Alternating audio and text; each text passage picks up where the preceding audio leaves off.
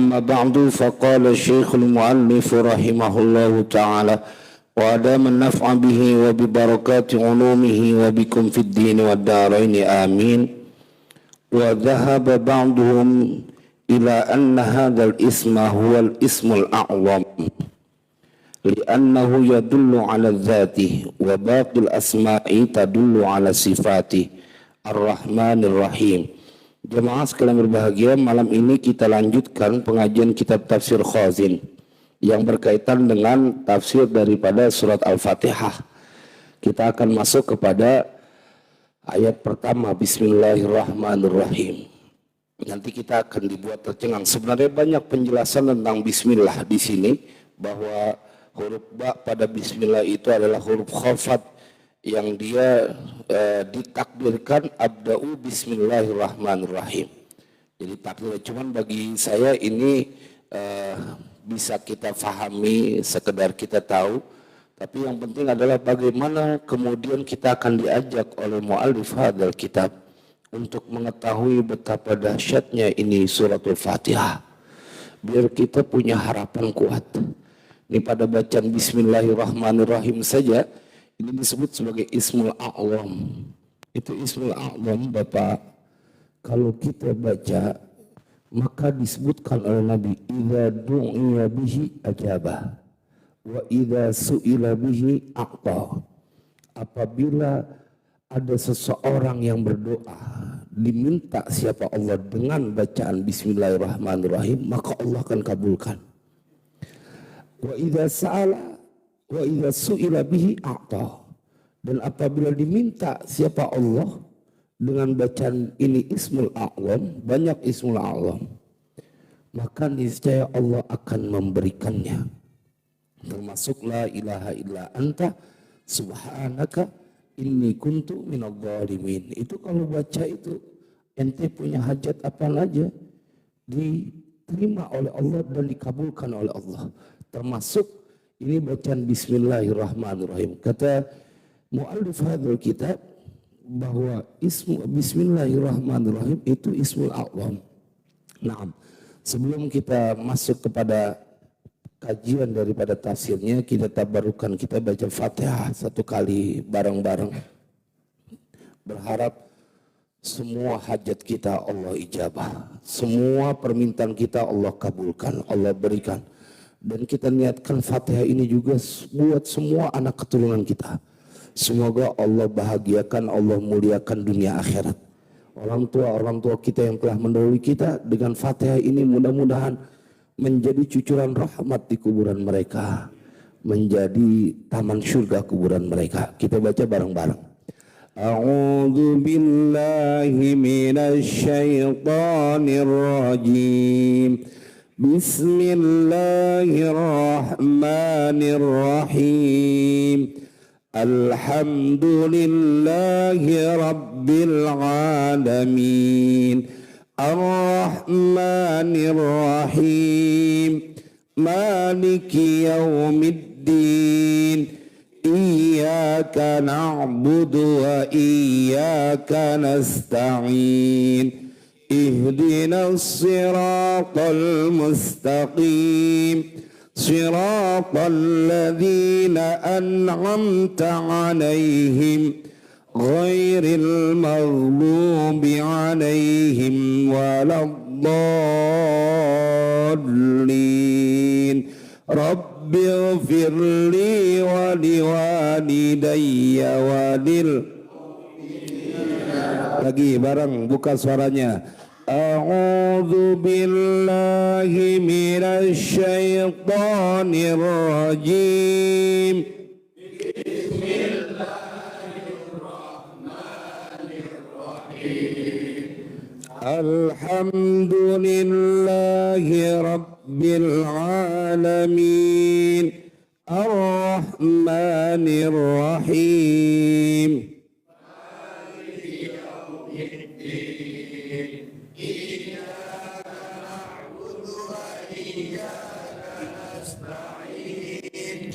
Ihdinas siratal mustaqim. Siratal ladzina an'amta 'alaihim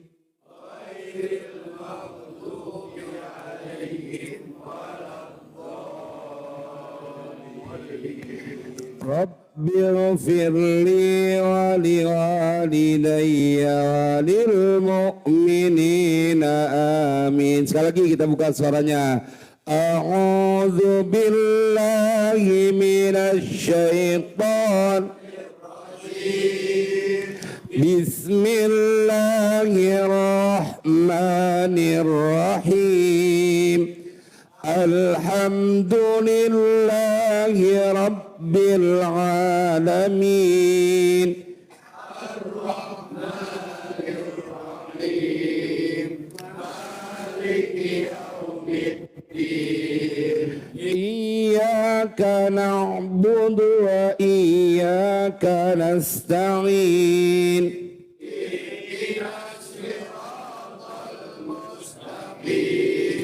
صراط الذين أنعمت عليهم غير المغضوب عليهم ولا الضالين رب اغفر لي ولوالدي وللمؤمنين. Bismillahirrahmanirrahim. Wa dhahaba ba'duhum, dan telah berpendapat siapa ba'duhum sebagian dari mereka, yakni ulama-ulama ahli tafsir, ila anna hadzal isma, kepada bahwasanya ini isim nama, yakni Bismillahirrahmanirrahim, ada di situ asma atau ismun dari asma Allah, ada Allah, ada Ar-Rahman, ada Ar-Rahim. Bismillahirrahmanirrahim, dengan menyebut nama Allah yang maha pengasih lagi maha penyayang. Ada tiga tuh nama Allah di situ, Allah, Ar-Rahman, dan Ar-Rahim. Berpendapat sebagian dari mereka bahwasanya ini nama, yakni huwal ismul a'lam, yakni ismul a'lam. Jadi tiga nama ini ismul a'lam. Bismillahirrahmanirrahim. Idza du'iya, ketemu Ustaz. Udah ketemu tulisannya karena memang kita nyari yang pasnya nih. Idza du'iya bihi ajabah. Apabila diminta siapa Allah, berdoa siapa seorang kepada Allah dengan itu bacaan Bismillahirrahmanirrahim, ajabah, niscaya Allah akan mengabulkan. Jadi bacanya dulu saya waktu diijazahin ini bacanya 786 kali. Siapa yang punya hajat? Karena jumlah hurufnya Bismillahirrahmanirrahim kalau dihitung secara hitungan abajadun, ilmu abajadun itu jumlahnya 786 kali. Bismillahirrahmanirrahim, Bismillahirrahmanirrahim. Padahal ini ismul a'lam dibacanya 786 kali, maka masuk akal akan diijabah. Dulu 7 hari kita ngamalin ini Bismillahirrahmanirrahim. Memang kalau di pesantren kan kita memang diajarkan yakin bertahap, pertingkatan. Nih lu baca Bismillahirrahmanirrahim, minta kepada Allah baca ini, insya Allah dikabulkan. Akhirnya punya keyakinan, baca ini supaya ini, baca ini supaya ini. Lama-lama begitu kita sampai pada waktu diajarkan apa yang kau punya hajat, maka kau akan diajarkan dengan wiridan amalan itu bahwa Allah akan mengabulkannya. Betapa mudah sebenarnya untuk engkau langsung minta tolong kepada Allah. Nggak pakai keringetan Pak. Kayak kemarin kita ngaji Ihya. Kalau ada orang yang pengen dunia ngikutin dia, bukan dia yang ngoyok-ngoyok dunia, maka setelah sholat sunat fajar 2 rakaat sebelum sholat subuh, baca subhanallahi wa bihamdihi subhanallahil azim astaghfirullah, maka dunia yang akan maranin ente. Itu sabda Nabi Pak. Cuman kan memang bab yakinnya, sejauh mana kemudian engkau meyakini bahwa itu keluar dari lisan Nabi dan adalah benar. Kalau emang yakin dijalanin. Nah termasuk nih ismul a'lam.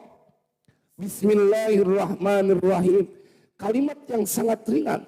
Tapi di sini dikatakan bahwa sebagian dari mereka ahli tafsir berpendapat bahwa ini adalah ismul a'lam li'annahu yadullu 'ala dzati, karena sesungguhnya ini ismul a'lam atau bacaan bismillahirrahmanirrahim itu menunjukkan ke atas zatnya Allah.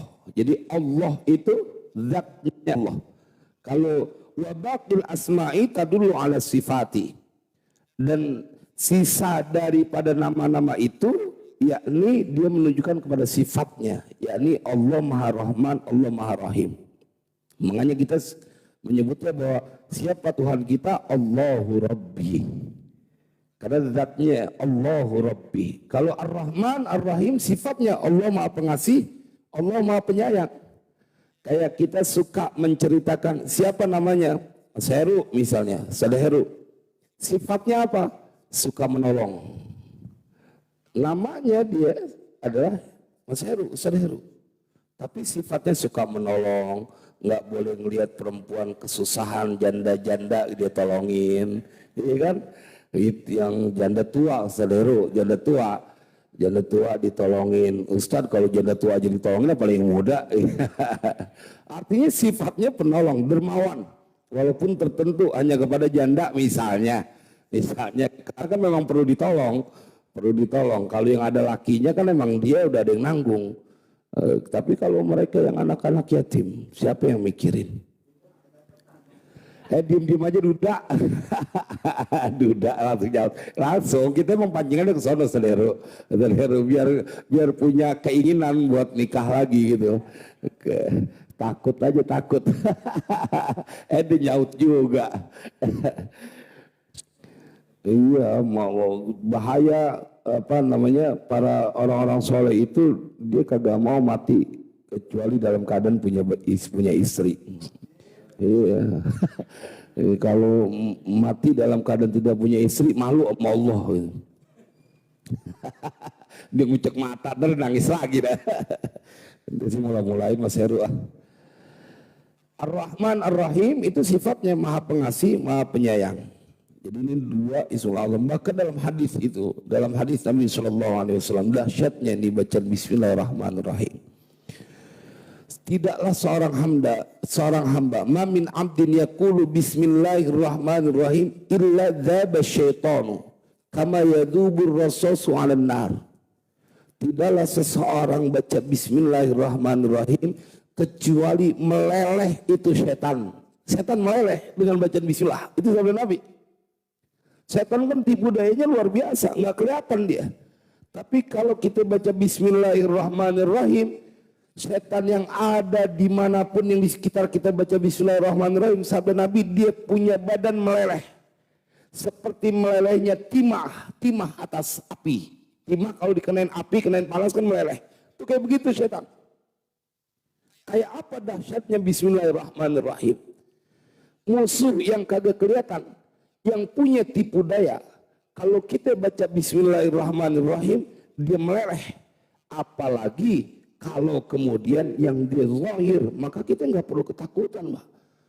Ustadz, ada orang yang dengki ini udah baca Bismillahirrahmanirrahim, nggak bakal sampai. Kan mereka kadang-kadang yang namanya pakai santet, pakai ituan, kan itu bantuan bangsa jin, bangsa setan. Dibikin meleleh dengan bacaan Bismillahirrahmanirrahim. Ada dalam kitab Mukasyafatul Qulub, Imam Ghazali bercerita, ini pendosa banget ini anak muda. Sampai satu kampung mengusir dia. Tapi kemudian dalam kitab Mukasyafatul Qulub, ini ada ibunya yang nangis. Mohon jangan diusir nih anak laki-laki. Dia punya anak satu-satunya. Akhirnya lewat seorang alim, karena dia orang terkenal, orang alim, dia menjadi jaminan. Mohon lepaskan ini pemuda, kasihan ibunya yang menangis.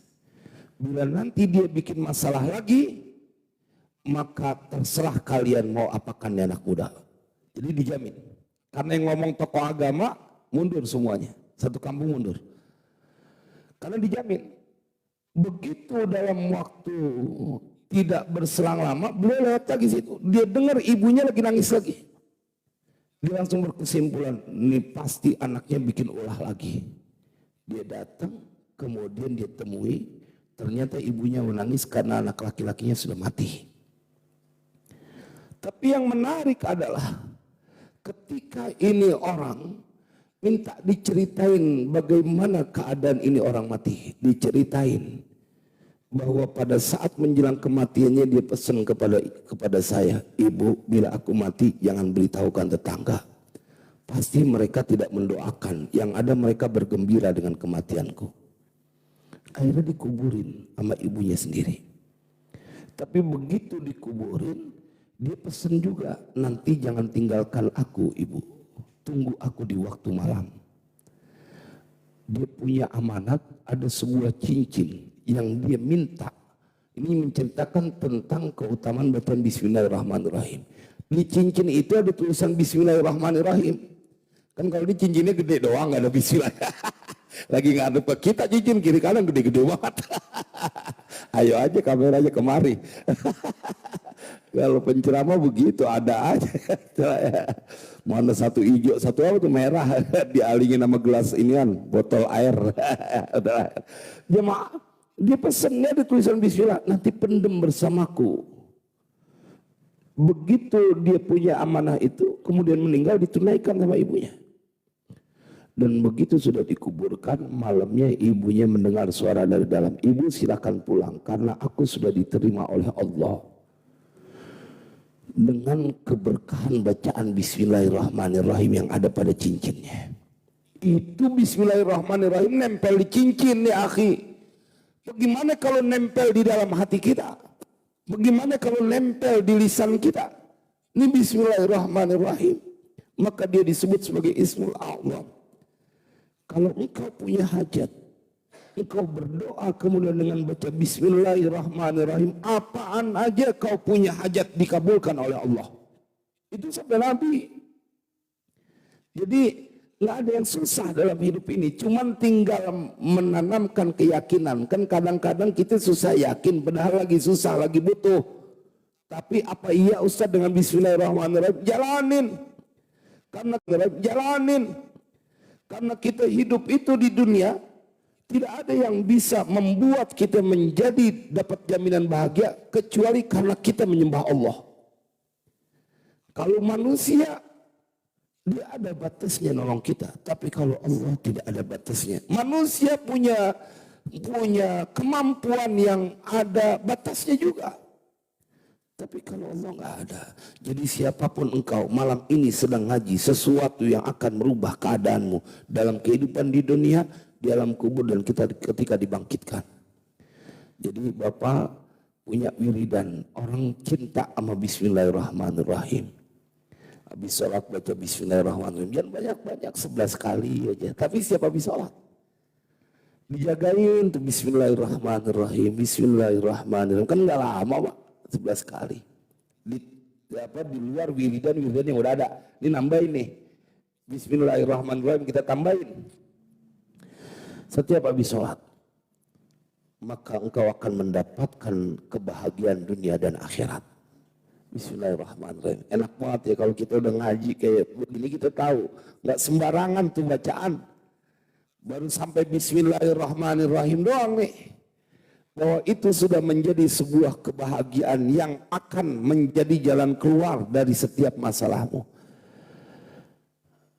Ila anna hadzal isma huwal ismul a'zam li'annahu yadullu 'ala dzati wa baqil asma'i tadullu 'ala sifat. Qala Ibnu Abbasin, berkata Ibnu Abbas, huma ismani raqiqani ahaduhuma araqqu minal akhar. Berpendapat siapa Ibnu Abbas, Ar-Rahmanir Rahim ini adalah dua nama raqiqani yang lembut. Ahaduhuma araqqu minal akhar, bermula satu dari keduanya, Ar-Rahmanir Rahim itu lebih lembut dari yang lain. Gila, dikatakan juga ada pendapat huma bimakna mithlun nadmani wa nadimi, seperti kalimat atau nadman wa nadim, Rahman Rahim. Jadi artinya teman, teman setia. Itu nadman, nadim. Wa makna huma dzurrahmati, dan makna keduanya itu Rahman dan Rahim. Ar-Rahman dan Ar-Rahim itu adalah yang memiliki kasih sayang. Wa innama jumi'a bainahuma litakidi, dan hanya saja digabungkan antara keduanya itu untuk penguatan. Kan Ar-Rahman artinya kasih sayang, Ar-Rahim juga kasih sayang. Nanti ada pendapat lain di bawahnya, pendapat tambahan. Kenapa dia dikumpulkan ada Ar-Rahman dan Ar-Rahim? Untuk menguatkan kepada setiap hamba Allah, umat Nabi Muhammad, bahwa Allah itu maha penyayang. Diulang-ulang, kayak kita ngomong kepada anak kita, lo jangan pakai takut. Dia itu yang Bapak kenal adalah orangnya dermawan, orangnya murah hati, orangnya nggak pelit. Itu artinya untuk meyakinkan. Udah dermawan juga, disebut murah hati juga, disebut kagak pelit juga. Untuk meyakinkan kepada lawan bicara kita bahwa orang yang kita maksud ini adalah orang yang benar-benar punya sifat kedermawanan. Nah, alasan ada pendapat yang mengatakan bahwa kenapa digabungkan antara Ar-Rahman Ar-Rahim, ada dua Ar-Rahman Ar-Rahim, sama. Artinya sayang, yang memiliki kasih sayang. Tujuannya buat meyakinkan, menguatkan engkau wahai hamba Allah. Orang boleh kagak sayang sama ente, orang boleh nggak peduli sama ente, tapi kalau engkau baca Bismillahirrahmanirrahim, kau diingatkan ada Dia Allah yang memiliki kasih sayang kepada hambanya, dan engkau tidak pernah ditinggalkan sendiri. Sallu ala Nabi. Bapak, kita lihat kurang apa Allah ingin meyakinkan. Kadang-kadang kita udah diyakinkan dengan lafaz Bismillahirrahmanirrahim, dengan menyebut nama Allah yang maha pengasih lagi maha penyayang, masih juga kagak percaya, cari kepada makhluk untuk menyayanginya. Padahal Allah menawarkan diri dalam tanda kutip menyayangi, mengasihi hambanya. Malah lebih taat, lebih tunduk kepada makhluk dibanding kepada Allah. Tuh lihat manusia kerjaannya. Dan kalau minta bantuan sama manusia banyak syaratnya. Banyak engkau diuji kesabaran, bahkan waktu yang dibutuhkan panjang. Entar nunggu di perut dulu, nunggu di ACC atasan, nunggu di bagian ini, dari bagian ini ke bagian ini baru pencairan. Segitu ente masih sabar tungguin, ente masih yakin dan ente bergembira untuk menyongsong sesuatu yang butuh waktu panjang. Lalu bagaimana ketika Allah memberikan sebuah jaminan kasih sayang yang begitu ditunjukkan kepada setiap hambanya? Ini kan yang kadang-kadang kita kurang pada open ya. Kalau kita lempengan kayak begini, kita yang merasa salah. Nggak bisa dibohongin, banyak betul manusia yang lebih yakin dengan pertolongan makhluk daripada pertolongan Sang Khalik. Saya tanya, bila malam ini ada yang menjanjikan kepada kita, seorang yang kaya, kemudian suruh datang kita ke daerah Bandung, mau ngasih uang kita 10 juta, kira-kira kita paranin apa kagak tuh orang? Mau jawab kencang banget. Orang cerdas bakalan maranin. Berapa jauhnya Bandung, apalagi tengah malam, cuma 2,5 jam, betul apa enggak? 10 juta, paling ongkos habis 250.000. Kalau sama bensin taruh dah, lempengin gope, sama mampir di rest areanya, ngopi sama makan Indomie. Tapi kan masih dijanji 10 juta, masih ada lebihnya 9,5 juta. Orang cerdas pasti akan mendatangi orang itu, karena dijanjiin akan mendapatkan uang 10 juta. Keren. Tapi apa yang membuat engkau tidak percaya dengan janji dari Allah? Siapa yang datang kepadaku di malam hari saat mereka sedang tidur, yang sedang dalam kesusahan, aku berikan kemudahan. Yang meminta aku berikan, yang punya dosa aku berikan ampunan. Apa yang membuat engkau menjadi tidak yakin dengan janji Allah, kalah dengan janji orang yang ada di Bandung? Padahal yang di Bandung angkanya cuman 10 juta ada batasnya. Tapi yang ditawarkan oleh Allah, siapa yang mau datang kepadaku, dia minta pertolongan, aku berikan pertolongan.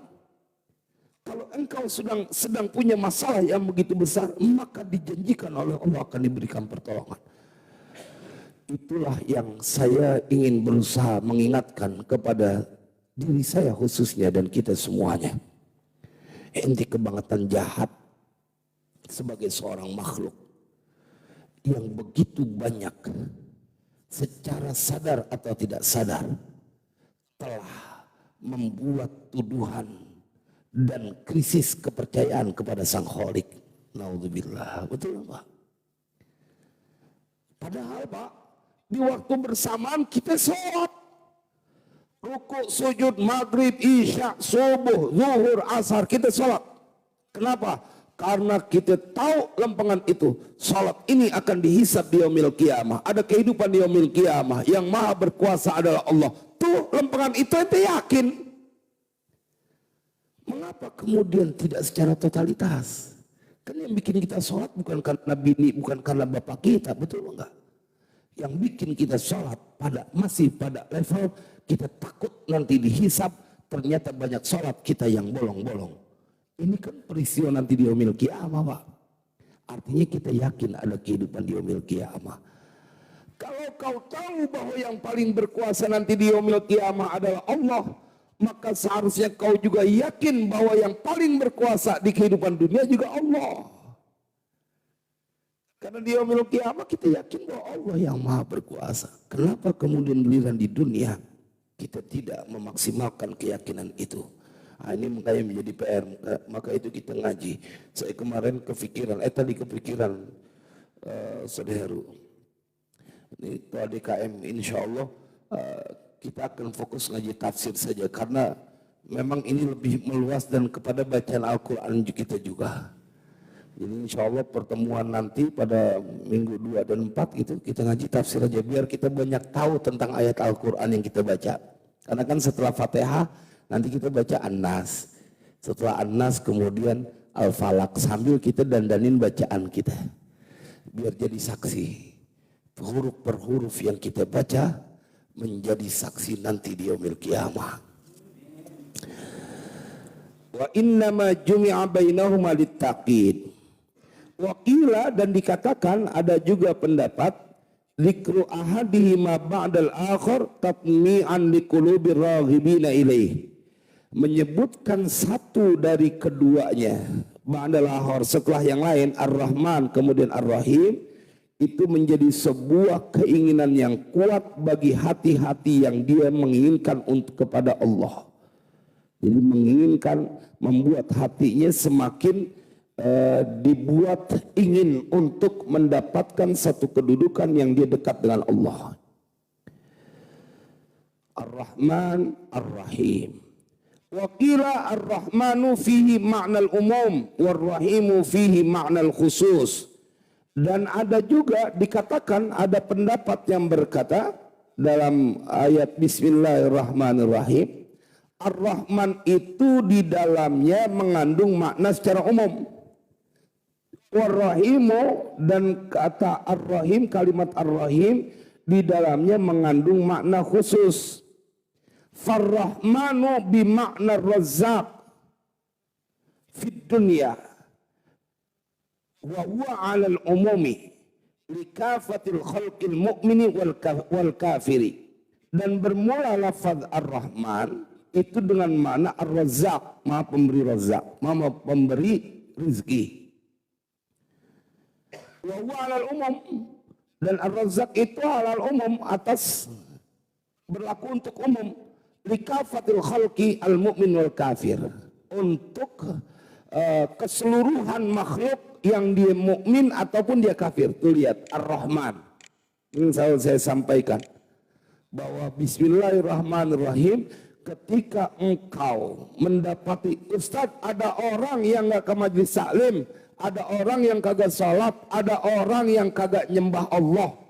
Nah, saya perlu ingatkan juga, kita tidak boleh mengganggu saudara kita satu bangsa merayakan peringatan agamanya. Jangan, karena kita satu negara diakui agamanya.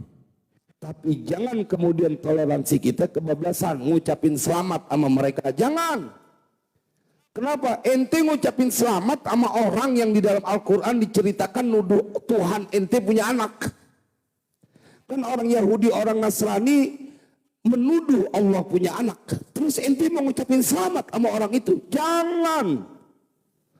Kalau orang ngucapin selamat berarti dia membenarkan atau dia ikut bahagia dengan orang itu yang sedang merayakan bahwa Tuhan punya anak.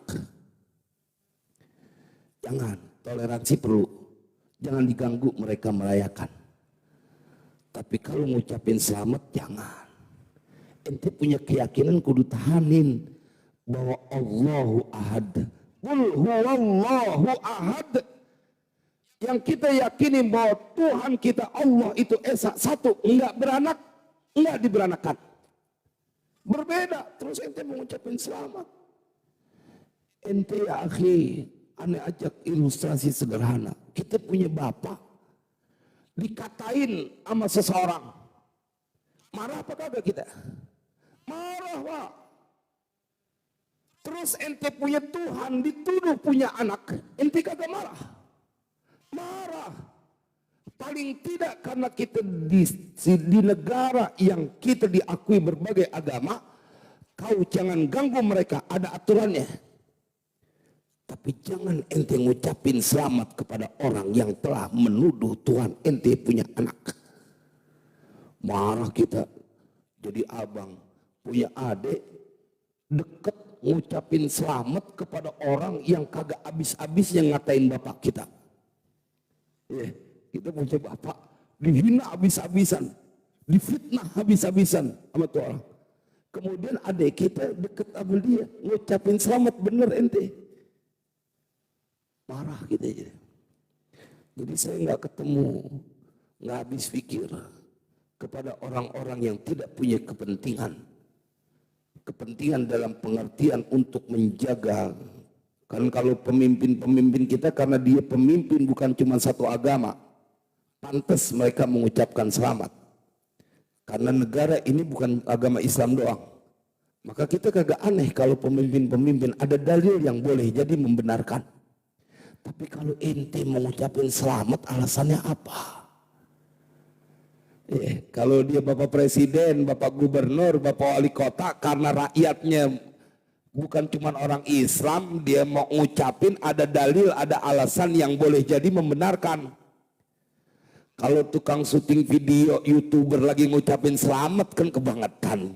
Kagak ada alasan ya, Mas Soto ya. Iya, kan logikanya begitu, Pak. Nggak ada alasan, nggak ada dalilnya. Maka Ar-Rahman bimakna Ar-Razzaq, memberi rezeki di dunia, fit dunia, wa huwa 'alal umum. Ini berlaku umum. Likafatil khalqil mu'min wal kafir. Untuk keseluruhan makhluk Allah yang beriman maupun yang kafir. Tuh lihat Allah sayangnya. Ar-Rahman bukan cuma kepada orang yang beriman. Ar-Razzaq, Allah memberikan rezeki bahkan kepada orang kafir, kepada mereka yang tidak menyembah Allah. Selagi mereka di dunia kena dengan sifat Ar-Rahman Allah. Selagi mereka hidup di dunia, kendati pun tidak menyembah Allah, karena Allah punya sifat Ar-Rahman, Allah menanggung rezeki mereka. Jadi nggak aneh kalau ada orang yang tidak menyembah Allah, yang durhaka kepada Allah, kemudian mendapatkan rizki hidupnya senang di dunia. Karena memang kita ngaji nih malam, ada sifat Ar-Rahman, yakni Ar-Razzaq, bimakna Ar-Razzaq fid dunya. Dan ini berlaku wa huwa 'alal umum likafatil khalqi al-mu'min wal kafir. Tapi kalau kita mau pakai logika kita, kalau orang kafir dapat sasaran termasuk di dalamnya sifat Ar-Rahman, orang kafir dikasih rezekinya sama Allah karena Allah punya sifat Ar-Rahman, karena dia sang Khalik. Ini orang kafir ditanggung rezekinya sama Allah selama di dunia. Lalu bagaimana kalau orang mukmin? Kudunya mereka lebih yakin. Kalau kita contohin gampang. Ada kita punya saudara kaya banget. Orang yang kagak kenal, orang yang ngatain dia, orang yang kagak nolongin dia, orang yang suka nyakitin dia, masih dikasih hadiah. Ini sama kita punya abang. Masa ente adiknya lagi ketakutan, masa ente saudaranya lagi ketakutan yang suka nolong. Logikanya kan begitu, Pak. Kalau kita ilustrasiin, kita analogikan, kan kayak begitu. Kalau orang kafir, dia mendapatkan rizki di dunia ini karena Allah punya sifat Ar-Rahman. Ini dalam tafsir Bismillahirrahmanirrahim. Masih mereka dijamin sama Allah, apalagi kita. Ustaz, faktanya kita mendapatkan kesulitan, kekurangan. Itulah yang harus kita benahi. Itulah mengapa kita ngaji. Supaya kita tahu bacaan Bismillahirrahmanirrahim yang kau sudah hafal dan bertahun-tahun kau lafazkan. Itu adalah kalimat yang begitu dahsyat. Ismul A'zam. Maka begitu habis sholat, kita akan menjadi orang yang optimis. Bismillahirrahmanirrahim. Setan aja bisa meleleh dengan bacaan bismillah. Untuk mengumpamakan betapa berat bobot daripada bacaan bismillah itu. Setan nggak kelihatan, bisa meleleh. Kita nggak tahu dia ada di mana. Tapi kalau kita ngaji ini, kita baca Bismillahirrahmanirrahim, dia akan meleleh seketika. Begitu sabda Nabi.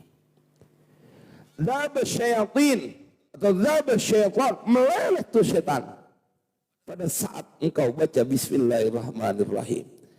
Jadi kalau udah baca Bismillahirrahmanirrahim, maka kita akan selalu dalam penjagaan Allah. Kita minta apa aja Allah turutin. Warrahimu bima'nal ghafuru al-kafi lil mu'minina fil akhirati huwa fahuwa 'alal khususi. Dan kalimat ar-rahim, tadi ar-rahman kan berlaku buat orang mukmin dan orang kafir. Selama mereka di dunia, Allah menjamin rezekinya. Nah, kalau ar-rahim dalam kitab ini bima'nal ghafur, dengan arti bahwa Allah Maha mengampuni. Al-kafi lil mu'minina, yang dia cukup atau meliputi buat orang-orang mukmin. Jadi hanya orang-orang yang beriman. Fil akhirati, di akhirat, fahuwa 'alal khusus, bahwa ini isim asma ar-rahim, ini khusus buat orang beriman. Jadi kalau ar-rahman itu untuk orang yang mukmin dan kafir selama di dunia mendapatkan kasih sayang Allah. Buat ente yang mukmin ada tambahan, nanti di yaumil qiyamah ada yang namanya ar-rahim. Kayak apa istimewanya kita yang hadir di musola Darussalam pada saat membaca suratul Fatihah yang di dalamnya ada Bismillahirrahmanirrahim. Emangnya nggak cukup disayang sama Allah? Orang pada berebut, Pak, dekat dengan pejabat, pengen dikenal, pengen disayang. Kita langsung tanggung kalau kepada makhluk, langsung kepada Sang Khalik. Cuman diadu. Bismillahirrahmanirrahim. Malam kita baca tuh. Apalagi sampai kita lengkapin Fatihah, kita baca 7 kali. Makanya saya punya guru, saya dapat riwayat, itu setiap anak difatihain. Dia punya anak 4 gitu. Malam dia baca Fatihah. Fatihah pertama untuk anak pertama. Semua keberkahan, semua apa yang terkandung dalam Bismillah. Ya Allah, ini buat anak pertama. Fatihah yang kedua buat anak kedua. Ketiga begitu. Kan ringan, Pak. Tapi dijagain. Kita pada waktunya akan berpisah dengan anak kita. Tapi kita sudah titipkan penjagaan itu kepada Dia yang kekal. Kan pada waktunya kita mati, Pak. Kita berharap kita duluan yang mati dibanding anak kita. Itu naluri orang tua. Biar kata dia pengen hidup, pengen umur panjang. Tapi yang namanya orang tua, saking sayang sama anaknya, dia pasti akan memilih, ya Allah, bila pun kami harus mati, karena itu memang sunnatullah, maka perkenankan kami ayahnya, kami ibunya yang mati lebih dulu daripada anaknya. Betul atau kagak Pak? Kali ada di sini yang berani gitu nyumpahin, ya Allah kalau mau mati biarin anak saya dulu, atu-atu saya belakangan. Ada nggak yang begitu? Nggak ada. Naluri seorang ayah biar kata takut sama mati, tapi kalau pilihannya sama anak, saya duluan ya Allah, jangan diambil saya punya anak. Nggak sanggup saya ngelihat anak saya mati lebih dulu daripada saya. Betul kagak? Itu sayangnya orang tua. Tapi kalau anak, dia harus diingatkan bahwa orang tua mempunyai kasih sayang yang begitu hebat, supaya mereka tahu untuk berterima kasih. Kan banyak banget anak yang kagak terima kasih sama orang tuanya. Malah kadang-kadang orang tuanya lagi sakit, aki-aki lama amat matinya. Kagak sabar dia, capek ngurusinnya. Alasannya, Ustadz kenapa saya begitu? Saya kesian lihat bapak saya kesusahan pada saat kematiannya. Alasan doa. Padahal mah lu mikirin diri lu, kagak kepengenan capek. Ya, sampai ada yang kagak sabar. Tuh anak datang ke rumah kiai minta dibikinin air. Minta dibikinin air buat siapa? Buat bapak saya biar ada gampang matinya. Buset, songongan nih bocah. Yang jadi kiai dasar lu anak durhaka. Mintain air supaya rada gampang jalannya, gitu bahasanya, rada gampang. Emang lu kira aja bisa maju bisa mundur. Tapi bukti bahwa ente kagak sabar ngurusin orang tua. Jangan begitu. Karena kita dituntut untuk berbuat baik kepada mereka, bukan masa hidup doang, saat udah meninggal juga. Tadi saya baru dapat berita, saya terima kasih kepada jamaah Darussalam kemarin, alhamdulillah ikut hadir malam ke-7 malam ke-7 dari saya punya adik. Itu kayak saya Pak, saya sebagai seorang abang melihat adik saya meninggal duluan, sampai sekarang saya, ya Allah, kenapa mesti dia duluan yang mudahan? Saking kita punya sayang. Kan saya duluan yang hidup di dunia. Kalau matinya husnul khatimah, dan saya berkeyakinan beliau husnul khatimah, enak Pak, mati duluan, mati mendadak dalam keadaan beribadah. Wah, itu rohatun lil mukmin. Istirahatnya orang yang beriman. Ente udah cukup. Giliran senang-senang di dalam kuburan. Senang-senang Pak. Azan dulu ya.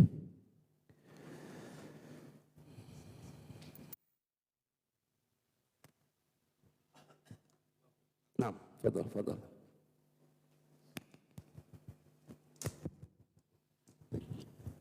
إن الله وملائكته يصلون على النبي يا أيها الذين آمنوا صلوا عليه وسلموا تسليما.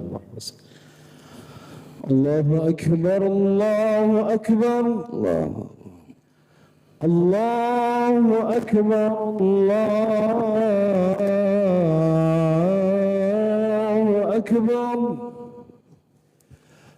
أشهد أن لا إله إلا الله.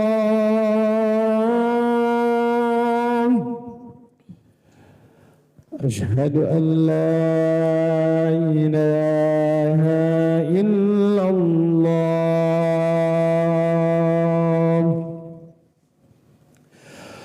أشهد أن محمدًا رسول الله.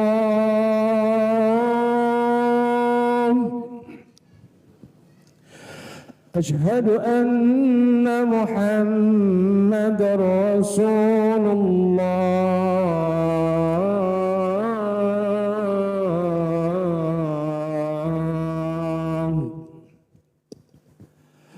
حي على الصلاة.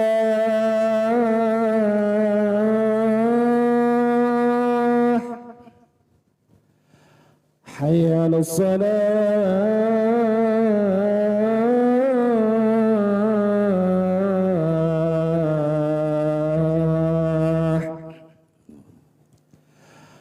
حي على الفلاح.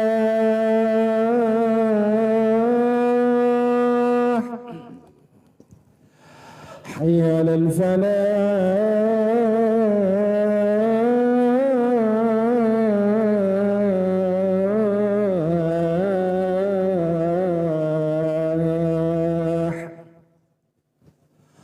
الله أكبر الله أكبر الله أكبر. لا إله إلا الله لا إله إلا الله محمد رسول الله. اللهم رب هذه الدعوات التامة والصلاة والعبادة الجميعة الشرف والدرجة العالية الرفيعة ومسعى إنك لا تفلح المياه رب في الليل والليل ورحمة ربي.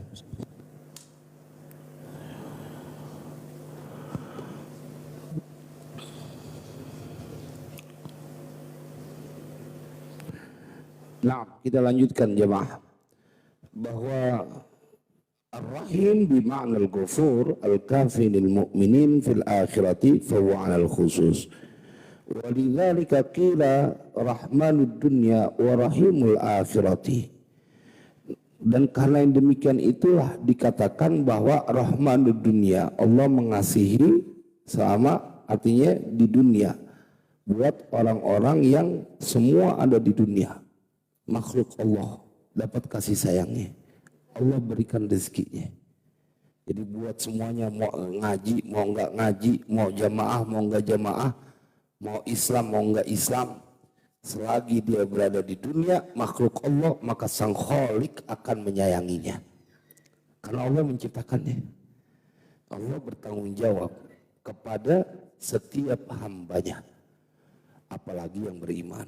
Tapi warahimul akhirah, Allah menyayangi kepada mereka di akhirat, yakni maksud adalah orang yang beriman saja. Warahmatullahi, dan bermula rahmat Allah, kasih sayang Allah, iradatul khairi wal ihsani li ahlihi.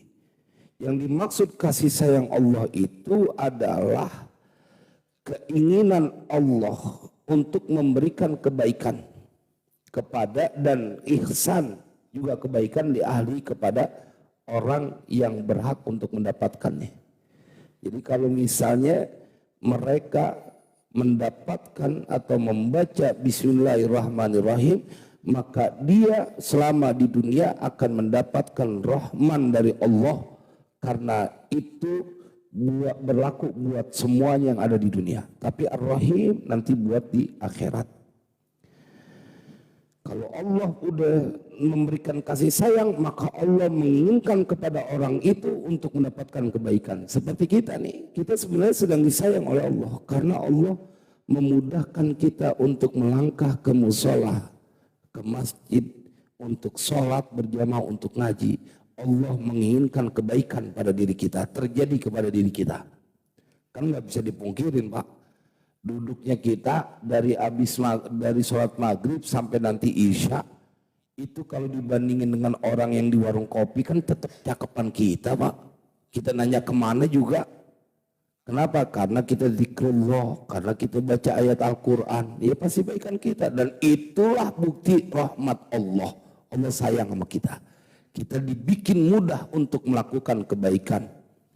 Wa qila hiya tarku uqubati man yastahiqul iqaba wa isda'al khairi wal ihsani wa isda'ul khairi wal ihsani ila man la yastahiqu fa huwa 'ala al-awwali sifatu dzatin wa 'ala tsani sifatu fi'lin. Dan dikatakan juga bahwa rahmat Allah itu mencegah daripada siksaan dari orang yang berhak untuk mendapatkan siksaan. Jadi Allah sayang. Harusnya udah dapat siksaan, udah dapat hukuman, tapi masih ditunda. Itu bentuk kasih sayang Allah. Dibebaskan. Kalau dalam hukum negara itu ada namanya remisi atau apa tuh kan, yang dibebaskan, dikurangin. Itu kan bentuk kasih sayang negara kepada rakyatnya. 17 Agustus dikasih pengurangan, ada yang dibebaskan. Bentuk kasih sayang negara kepada rakyatnya. Nah, kalau negara aja begitu sama rakyatnya, apalagi Allah. Jadi kalau dilihat bahwa saat engkau melakukan dosa, tidak buru-buru disiksa, dihukum, dikonversi dengan kesusahan atau siksaan, itu salah satu bentuk kasih sayang Allah. Kan kita punya banyak dosa Pak, tapi masih terus dikasih kesempatan ditunda untuk kita bertaubat kepada Allah. Itu kasih sayang Allah. Cuman banyak orang yang salah kemudian mengambil kesimpulan, tuh buktinya gue kagak sembahyang, gue kagak ngerjain, nggak ikut ke majelis taklim, nggak berbuat baik, nggak nyembah Allah dengan sesungguhnya, hidup gue baik-baik aja, gitu kadang-kadang. Padahal itu bentuk kasih sayang Allah. Ente segitu bikin dosanya, segitu bikin salahnya, Allah masih berikan kasih sayang, ditunda, nggak buru-buru dihukum. Malah kesimpulannya terbalik, yang ngaji malah dikatain. Lu yang ngaji, yang gue lihat ke masjid mulu hidupnya gitu-gitu aja, belagu bener nih orang. Dia kagak tahu bahwa itu bentuk kasih sayang Allah. Maka jamaah sekalian berbahagia, dengan ngaji kitab ini insya Allah kita akan menjadi orang yang semakin mendekatkan diri kepada Allah karena kita yakin.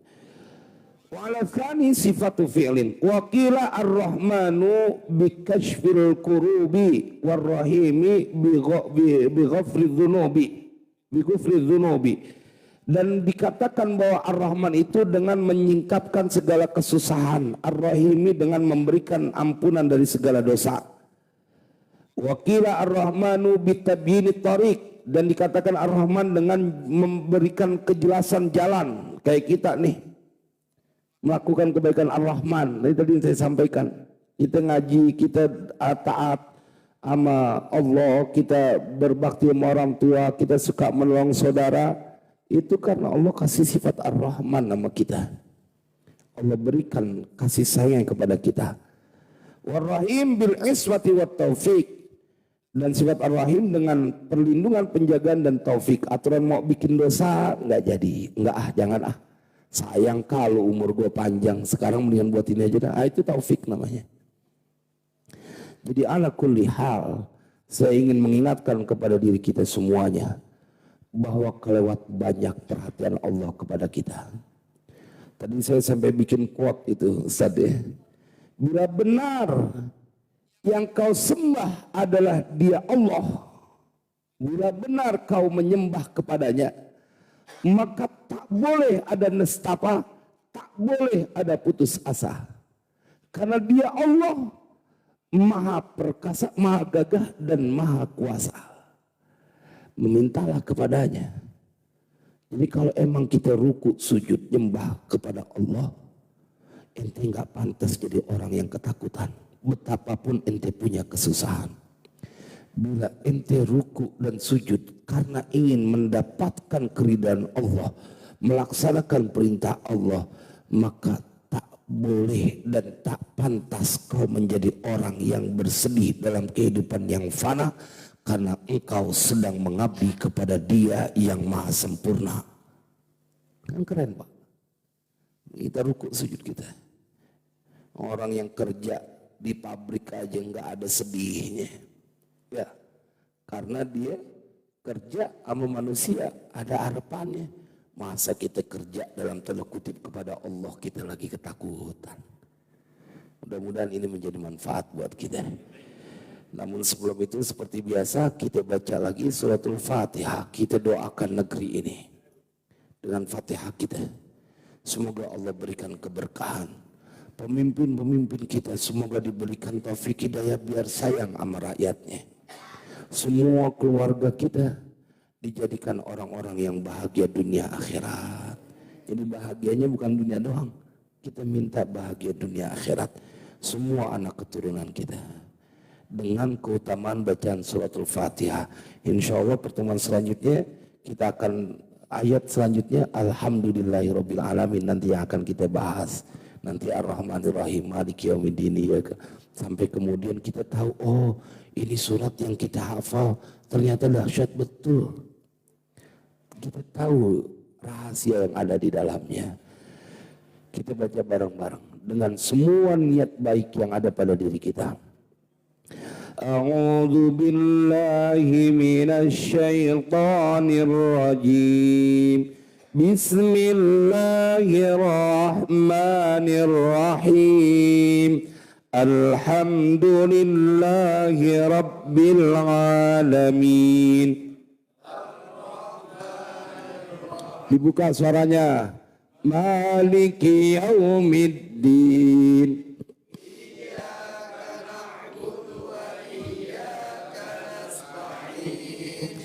Ihdinas siratal mustaqim. Siratal ladzina an'amta 'alaihim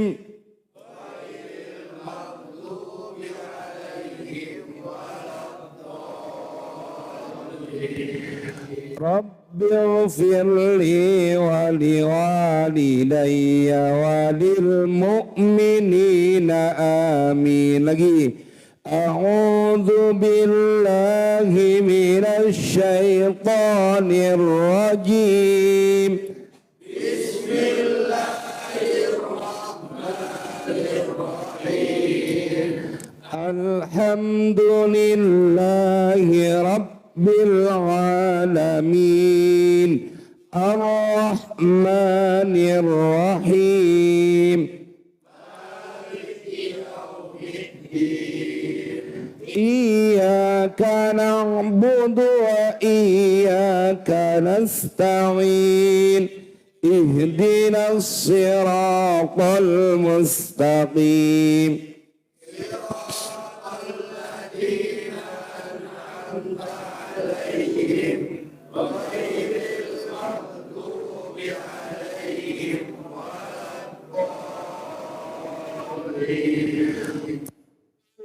Firli wa liwalidayya wa lil mu'minina amin. Terakhir, a'udzu billahi minasy syaithanir rajim.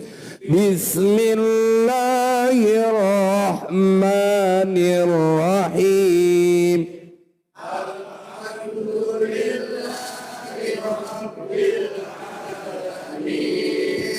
Ar-Rahmanir Rahim. Maliki yaumiddin. Iyyaka na'budu wa iyyaka nasta'in.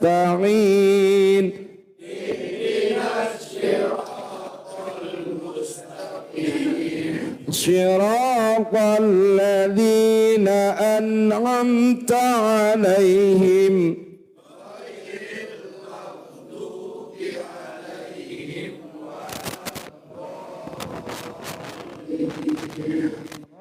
Ighfirli wa liwalidayya